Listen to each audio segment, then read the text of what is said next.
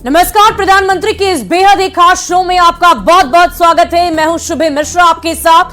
2024 में होने वाले लोकसभा चुनाव पर देश ही नहीं बल्कि दुनिया भर की निगाहें टिकी हुई है और ऐसे में हम आपके लिए लेकर आए हैं ये बेहद ही खास शो जिसका नाम है प्रधानमंत्री।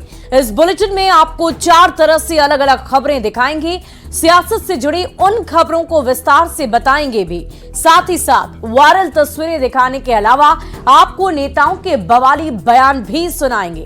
तो चलिए शुरू करते हैं सबसे बड़ी चुनावी खबर से।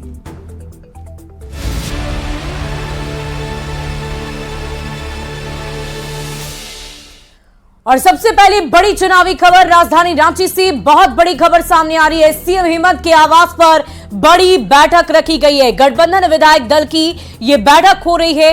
बैठक में सत्ता पक्ष के 38 विधायक शामिल हुए। 1 घंटे से ये बैठक लगातार जारी है। जेएमएम के 24 और कांग्रेस के 13 विधायक मौजूद है। राज्य के मौजूदा राजनीतिक हालात पर मंथन किया जा रहा है। बड़ी जानकारी आपको दे रहे हैं। इस वक्त मुख्यमंत्री हेमंत सोरेन के आवास पर बैठक चल रही है। शाम से ही इसको लेकर चर्चा चल रही थी कि 4 बजे इस बैठक को होना था और बैठक लगातार जारी है। 38 विधायक इस वक्त वहां पर मौजूद हैं और सत्ता पक्ष के तमाम दिग्गज नेता इस वक्त सीएम आवास पर हैं। देखने वाली बात होगी कि इस बैठक में क्या कुछ बड़ा निर्णय लिया जा सकता है। और देखिए, सीएम हेमंत सोरेन के आवास से हमारे संवाददाता अविनाश इस वक्त हमारे साथ लाइव जुड़ चुके हैं। अविनाश, ये बताइए कि इस वक्त अंदर में तमाम बैठकों की शुरुआत हो चुकी है, तमाम विधायक इस वक्त अंदर मौजूद हैं। क्या जानकारी मिल पा रही है? अंदर खाने किन बातों को लेकर चर्चा चल रही है? देखिए, अभी कुछ देर पहले ही बैठक शुरू हुई है और जो आंकड़े हैं, अगर हम सत्ताधारी दल के विधायकों के आंकड़े के लिहाज से बात करें तो 40 के लगभग है, क्योंकि न्यूज 18 के कैमरे में भी 38 विधायक हम जो देख पाए। इसके अलावे भी जो जानकारी मिल रही है कि जो दूसरा गेट है उससे भी कुछ विधायक अंदर गए हैं। जो नहीं आए हैं वो स्पष्ट है, चाहे वो पूर्णिमा नीरज सिंह की बात करें, वो झारखंड से बाहर है, कांग्रेस की विधायक हैं। दीपिका पांडे सिंह नहीं आई हैं, चूंकि उनके पिता का अभी निधन हुआ था, उन्होंने ही मुखाग्नि दिया, इसलिए वो नहीं आई हैं। इसके अलावा जेएमएम की अगर हम विधायकों की बात कर लें तो जेएमएम के जो विधायक हैं, चाहे वो लोबिन हेम्ब्रम की बात करें, वो पहले से ही नाराज चल रहे हैं, सबको पता है, वो नहीं पहुंचे हैं। चमरा लिंडा भी अभी नहीं पहुंचे हैं, जो जानकारी अब तक आ रही है। तो कुछ ऐसे विधायक हैं जो यहाँ नहीं पहुंचे, लेकिन उनकी संख्या बहुत ज्यादा नहीं है। जो संख्या के हिसाब से जो सोचा जा रहा था या फिर जिसके लेकर चर्चा हो रही थी, उसके हिसाब से इस वक्त सत्ताधारी जो दल है वो कहीं ना कहीं बहुत आराम से राहत की सांस ले रही है। अब आपने जो कहा, जिन मुद्दों को लेकर बातचीत हो रही होगी, किन मुद्दों पर सबसे ज्यादा बातचीत होगी, तो मुद्दे साफ हैं। आज भी जब हम बात कर रहे हैं तो इस वक्त ईडी के लगातार रडार पर जो लोग हैं, जिनके घर पर, जिनके आवास पर जो इस वक्त जांच पड़ताल चल रही है, और खासकर उसमें अगर हम प्रेस सलाहकार अभिषेक प्रसाद पिंटू की बात कर लें तो वो बहुत महत्वपूर्ण है। इसके साथ साथ कुछ और ठिकानों पर इस वक्त भी जो छापेमारी चल रही है, जो जांच चल रही है, और इससे पहले भी जो जांच हुए हैं, इन सारी बातों को लेकर ही शुरुआत हुई है।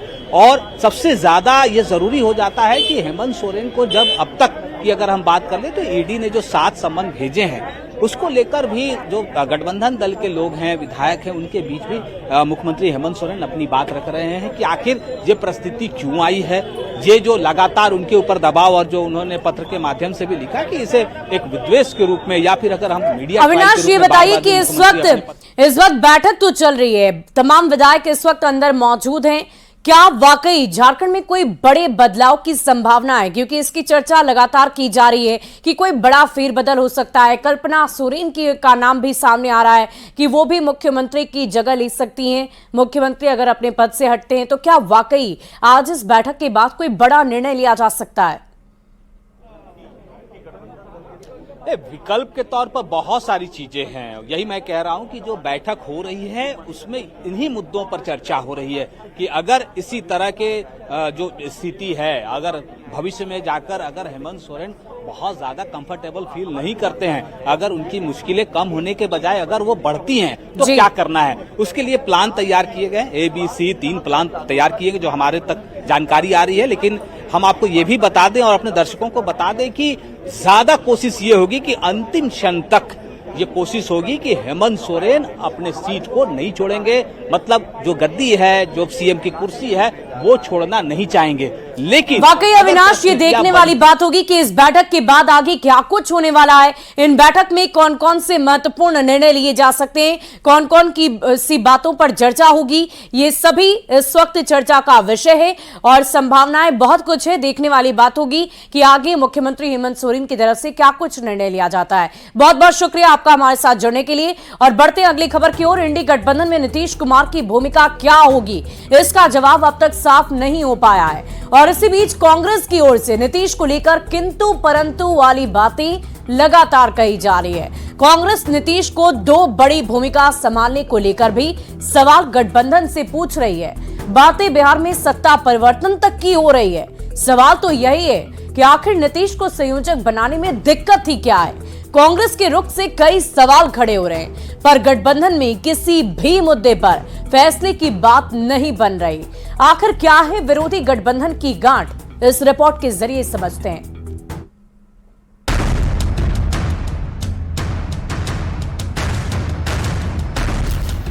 इंडी अलायंस के संयोजक पर फैसला कब?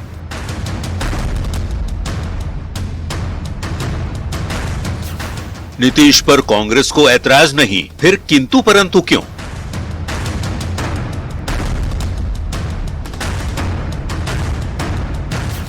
बिहार में सत्ता परिवर्तन की बात क्यों कर रही है कांग्रेस?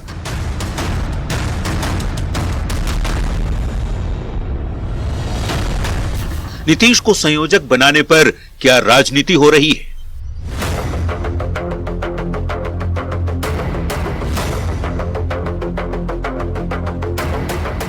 नीतीश कुमार विपक्षी गठबंधन के संयोजक बनाए जा सकते हैं, ये चर्चा मीडिया में लगातार है। खबर ये आई कि बुधवार को कांग्रेस अध्यक्ष मल्लिकार्जुन खड़गे सीएम नीतीश कुमार और आरजेडी अध्यक्ष लालू प्रसाद से वर्चुअली बैठक करेंगे।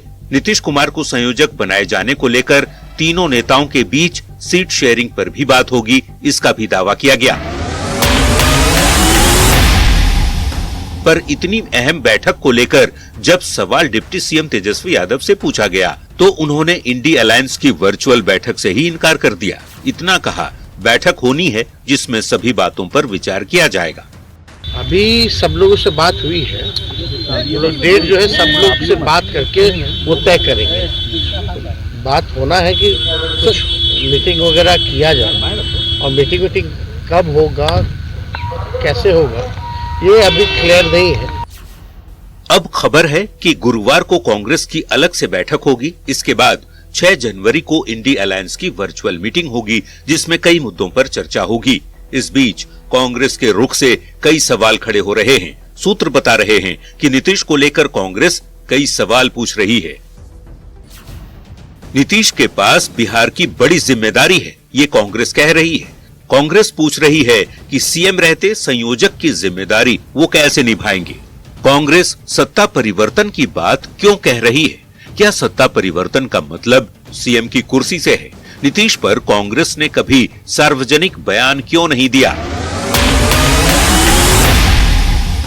सवाल कई हैं जो साफ इशारा कर रहे हैं कि नीतीश कुमार को संयोजक बनाए जाने पर कहीं राजनीति जानबूझकर तो नहीं की जा रही। विपक्षी गठबंधन की सबसे बड़ी सहयोगी पार्टी कांग्रेस ही है, पर गठबंधन से जुड़े तमाम फैसले कांग्रेस ने सहयोगी दलों पर छोड़ रखा है। आखिर नीतीश कुमार ने ही सबसे पहले विपक्ष को एकजुट करने की मुहिम शुरू की थी। खुद नीतीश विपक्ष के तमाम बड़े नेताओं से जाकर उनके घर पर मिले थे। ऐसे में अब कांग्रेस का रुख क्या संकेत दे रहा है?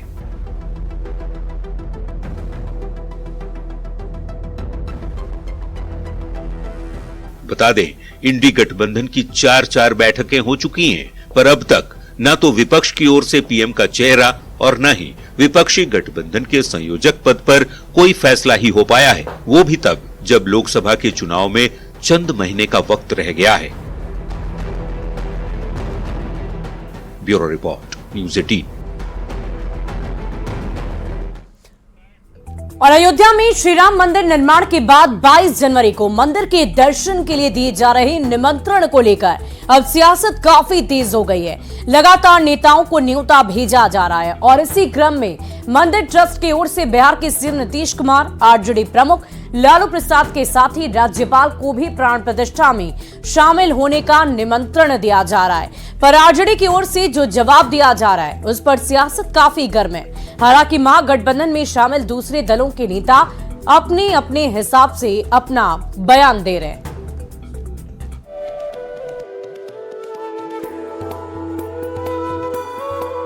अयोध्या में बन रहे प्रभु श्री राम के मंदिर के दर्शन के लिए श्री राम जन्मभूमि तीर्थ क्षेत्र ट्रस्ट की ओर से लगातार निमंत्रण भेजा जा रहा है। इसी क्रम में ट्रस्ट के सदस्य कामेश्वर चौपाल ने बिहार के मुख्यमंत्री नीतीश कुमार, आरजेडी प्रमुख लालू प्रसाद, बिहार के राज्यपाल के साथ ही बिहार वासियों को अयोध्या में प्राण प्रतिष्ठा में शामिल होने का निमंत्रण दिया है। कामेश्वर चौपाल कहते हैं कि समय मिलते ही लालू प्रसाद और नीतीश कुमार को भी आमंत्रण दिया जाएगा। 22 तारीख को जो प्राण प्रतिष्ठा का कार्यक्रम है उसके लिए संतों को और विशिष्ट लोग वहाँ जो यज्ञ में सम्मिलित होने वाले हैं उनका है, और शेष 13 करोड़ परिवार को हम लोग देंगे, यानी कुल मिलाकर के 65 करोड़ लोगों को। तो ऐसे अक्षत हम लोग घर घर घूम के दे रहे हैं। उसमें बिहार के माननीय राज्यपाल से शुरू किए हैं और मान के मुख्यमंत्री से लेकर जितने लोग हैं सबों को हम लोग देंगे। हालांकि राम मंदिर के लिए आमंत्रण पर तेजस्वी यादव ने बड़ा बयान दिया है। डिप्टी सीएम कहते हैं कि उनके घर में ही मंदिर बना हुआ है जहां वे पूजा करते हैं। हाल ही में उनका परिवार बालाजी का दर्शन कर लौटा है। तेजस्वी का कहना है कि उन्हें भगवान पर अटूट श्रद्धा है। हमारे घर में मंदिर है, हमारे घर में मंदिर। मोदी जी चुनाव आ रहे हैं, चुनावी साल है तो मोदी जी बड़ी रैलियां करने का निर्णय लिया है। हम लोग तो अभी तिरुपति बुलेटिन जो कराए हैं, इसमें बालाजी को हम लोगों ने दान किया है। अयोध्या में श्री राम मंदिर की प्राण प्रतिष्ठा कार्यक्रम में शामिल होने के लिए दिए जा रहे निमंत्रण पत्र पर बिहार की सत्तारूढ़ जेडीयू और कांग्रेस के नेता अपने अपने हिसाब से जवाब दे रहे हैं। जेडीयू नेता निमंत्रण मिलने पर जाने की बात कहते हैं तो कांग्रेस के नेता गोलमोल तरीके से जवाब दे रहे हैं। तो राम है तो रहीम है। इस परिकल्पना को अगर साकार रूप माननीय न्यायालय के हस्तक्षेप से हुआ है तो स्वाभाविक है, आकांक्षा बलवती है। हमारे दल के आदरणीय केसी त्यागी जी ने स्पष्टता के साथ कहा है कि अगर निमंत्रण मिलेगा तो हम जरूर जाएंगे। रामचरितमानस और वाल्मीकि रामायण दोनों में कहा गया है कि राम घट घट के वासी हैं, मतलब राम हृदय में बसते हैं। राम किसी मंदिर में किसी घाट पर नहीं बसते, और जिसके हृदय में राम नहीं है उसे किसी घाट पर किसी मंदिर में राम नहीं मिल सकते। इसलिए मंदिर के उद्घाटन में जाना न जाना व्यक्तिगत मामला है, कौन जाएगा नहीं जाएगा वो तय करे, लेकिन आप मंदिर में राम को नहीं पा सकते। बता दें 22 जनवरी को राम मंदिर के उद्घाटन में निमंत्रण को लेकर कई नेता राजनीतिकरण का आरोप लगा रहे हैं। कांग्रेस अध्यक्ष मल्लिकार्जुन खड़गे, सोनिया गांधी, अधीर रंजन चौधरी, पश्चिम बंगाल की सीएम ममता बनर्जी और सीपीएम महासचिव सीताराम येचुरी को भी अयोध्या आने का निमंत्रण मिला है। येचुरी और ममता ने कार्यक्रम में शामिल होने से मना कर दिया है, पर श्री राम की नगरी आने के लिए दिए जा रहे निमंत्रण पत्र को लेकर बिहार की सियासत भी तेजी से गर्मा रही है। न्यूज 18 के लिए पटना से शैलेंद्र के साथ ब्यूरो रिपोर्ट। और शो के इस सेगमेंट में आप देखते हैं बयान बवाली, नेताओं के वैसे बयान जिन पर मच गया है सियासी घमासान।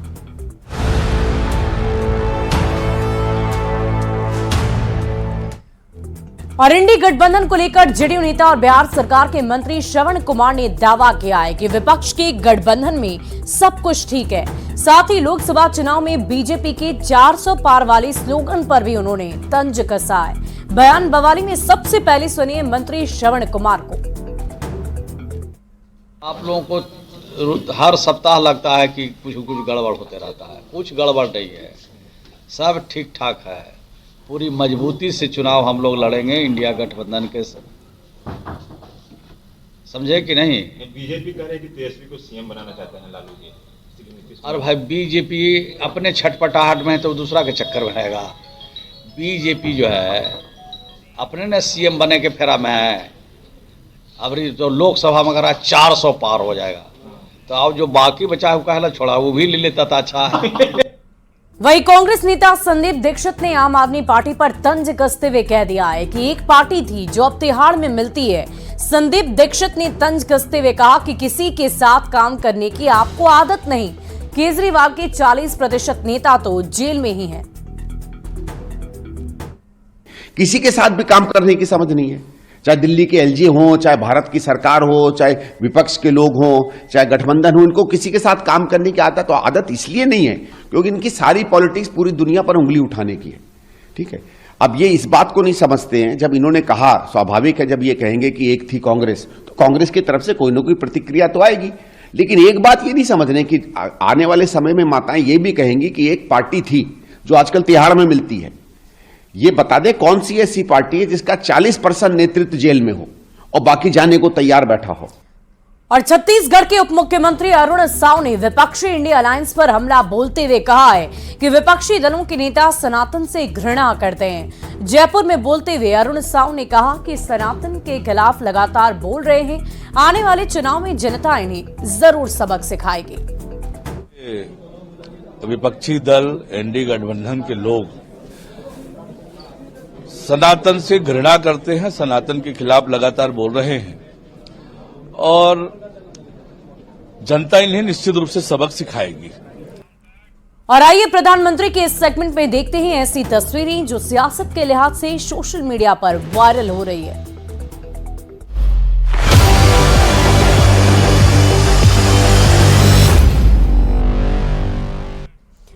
कांग्रेस सांसद कार्ति पी चिदंबरम दिल्ली स्थित ईडी कार्यालय पहुंचे। भ्रष्टाचार के खिलाफ चल रहे केस में ये उनकी पेशी हुई।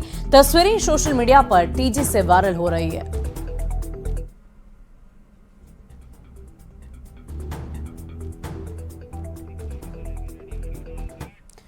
और प्रधानमंत्री के शो के आखिर में देख लेते हैं फटाफट अंदाज में चुनाव से जुड़ी 24 खबरें, यानी कि चुनावी 24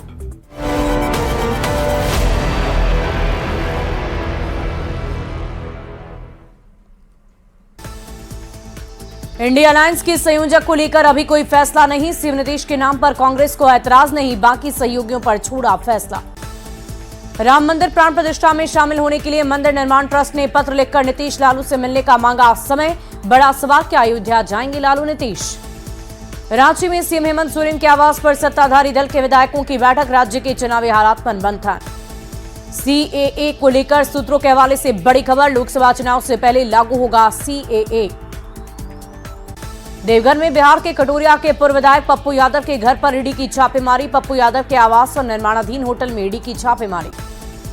कटिहार में फलका प्रखंड प्रमुख की हत्या को लेकर बीजेपी ने जिला प्रशासन पर उठाए सवाल। जदयू ने बीजेपी पर राजनीति करने का आरोप लगाया। जदयू के प्रदेश कार्यालय में मंत्री सुनील कुमार का शराबबंदी के सर्वे पर बयान, कहा एजेंसी को चयनित करने के बाद किया जाएगा काम शुरू।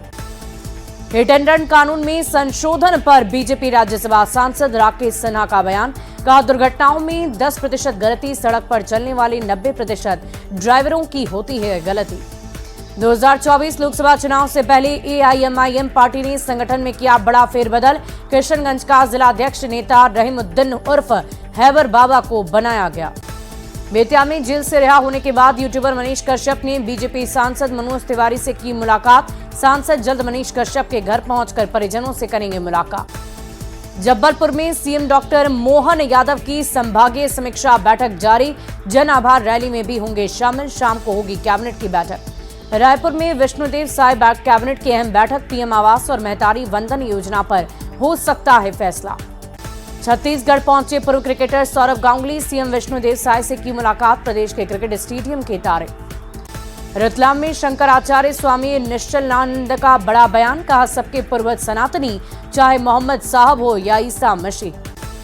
एमपी में थानों की नए सिरे से सीमाएं होंगी निर्धारित। 31 जनवरी तक देनी है रिपोर्ट। सीएम के निर्देश के बाद गृह विभाग ने जारी किया आदेश। सीहोर में लाडली बहनों से मिलकर फिर भावुक हुए शिवराज, बोले कई बार राज तिलक होते होते हो जाता है वनवास, सुनकर रो पड़ी बहनें। पहली बार 3 दिन जयपुर में रहेंगे पीएम मोदी। गृह मंत्री अमित शाह भी डीजीआईजी कॉन्फ्रेंस में लेंगे हिस्सा। एनएसए डोभाल के साथ 28 राज्यों के डीजीआईजी होंगे शामिल। सीकर के बोसाना गांव के दौरे पर हैं सीएम भजन लाल शर्मा। विकसित भारत संकल्प यात्रा शिविर का अवलोकन किया। श्रीकरणपुर में थम गया चुनावी प्रचार प्रसार, बीजेपी और कांग्रेस के दिग्गजों ने झोंकी पूरी ताकत। गोगामेडी हत्याकांड को लेकर एनआईए का बड़ा एक्शन, राजस्थान और हरियाणा के करीब 31 ठिकानों पर रेड। ज्ञानवापी सर्वे की रिपोर्ट सार्वजनिक न करने की याचिका, एएसआई ने वाराणसी जिला कोर्ट में डाली अर्जी। 22 जनवरी को प्राण प्रतिष्ठा के दिन पीएम मोदी सरयू नदी में कर सकते हैं स्नान। 16 जनवरी को अयोध्या पहुंचेंगे पीएम का संकल्प अक्षत, अक्षत आने के बाद शुरू होगा 7 दिन का अनुष्ठान। 14 जनवरी के बाद योगी कैबिनेट का विस्तार, 2 से 3 नए मंत्रियों को मंत्रिमंडल से मिल सकती है जगह। एमएसएमई क्षेत्र के लिए सीएम योगी ने बांटे 51,000 करोड़ का ऋण, हस्तशिल्पियों और परंपरागत कारीगरों को दिए टूल किट। और प्रधानमंत्री के इस खास पेशकश में अभी के लिए बस इतना ही, लेकिन न्यूज़ 18 बिहार झारखंड पर खबरों का सिलसिला लगातार जारी है।